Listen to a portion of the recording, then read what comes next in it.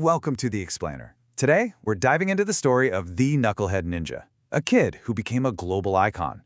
But what's really fascinating is how his journey just ballooned into something way more complex. I mean, how does a story about a lonely kid in a bright orange jumpsuit turn into this massive, global epic about the very nature of war itself? Well, we're going to break down all the big ideas that made Naruto stick around for so long. All right, let's jump right in. Okay, so first up, the underdog's ascent. At his heart, this whole thing starts with our hero, Naruto Uzumaki. And believe me, this kid started at the absolute bottom.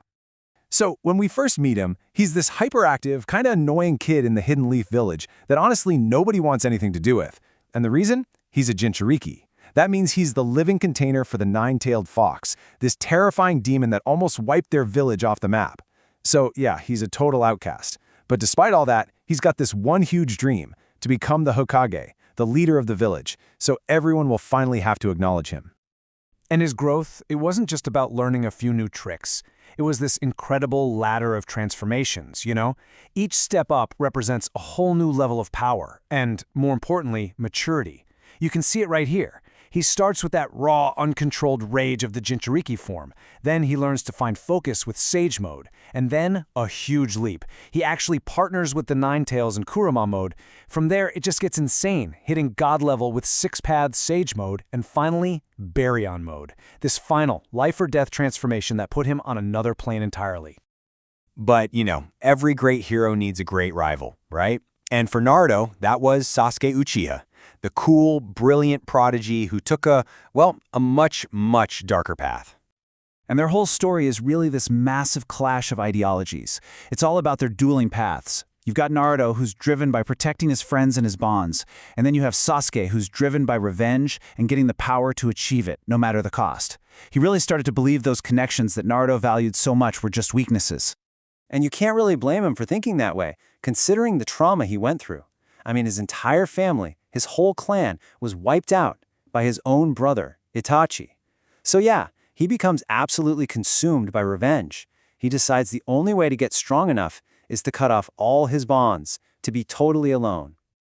But this is really the heart of the whole series, isn't it? Naruto just refuses to give up on him, because he gets it. He knows what it's like to be an orphan, to be an outcast, and that stubborn, unwavering bond, that's the anchor that eventually, finally, pulls Sasuke back. And Sasuke's redemption isn't some quick, easy fix. It's not just a single, I'm sorry, and everything's fine. No, it becomes this lifelong journey of atonement. He dedicates himself to protecting the world from the shadows, kind of becoming this wandering protector. It's such a powerful idea, right? That real redemption isn't just a one-time thing. It's this ongoing process. Okay, so this whole dynamic between Naruto and Sasuke, it really sets the stage for the story to get way bigger. Let's talk about the philosophy of the villains. Because as the series goes on, the bad guys aren't just bad guys anymore. They start to represent these huge, complex ideas about conflict and war. So, are the Akatsuki just plain evil? I mean, when they first show up in Shippuden, they seem like it. They're this mysterious group of S-rank criminals, basically the most wanted people on the planet. But as you learn more about them, you realize it's not that simple. They're not just in it for the chaos. Each one of them is fighting for something they truly believe in. And this is where the story gets really interesting, you guys. Take a look at this. Each member, or pair of members in the Akatsuki, they basically represent a real-world reason why we have conflict. It's incredible. You've got Pain, who wants peace through overwhelming force. Think mutually assured destruction. Hidan represents religious extremism. Kakuzu is all about money and greed. Even Itachi is driven by a warped kind of nationalism, trying to protect his home village. So suddenly, they're not just villains anymore, they're symbols. They're walking, talking philosophies. And that means Naruto isn't just fighting a bunch of bad guys, he's fighting against the very ideas that cause war in our own world. He's fighting against greed, against ideology, against nationalism. It forces him and us, watching, to confront this huge question: where does all this hatred even come from? All right, so we've had the Great Ninja War. Naruto has faced down all these different reasons for conflict. He finally becomes Hokage. The world is at peace. The end, right? Well, not quite, because the story and the world moves on. This brings us to Passing the Torch. The sequel, Boruto, Naruto Next Generations, shifts the whole focus onto Naruto's son, and this new generation they're growing up in a totally different world, a peaceful world that their parents basically bled for.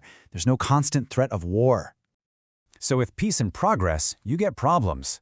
This new era brings all this new technology. Suddenly, you have scientific ninja tools that can do a complex jutsu with just the press of a button. So, what's the point of all that hard training the old generation went through? This progress creates brand new threats and asks some really tough questions about what it even means to be a shinobi anymore. But continuing a story this massive, this beloved, it's a huge challenge. And the reception from fans for this new chapter has been, let's just say, complicated. Yeah, a lot of longtime fans really feel that Boruto just doesn't capture that same magic. And the criticisms are pretty specific.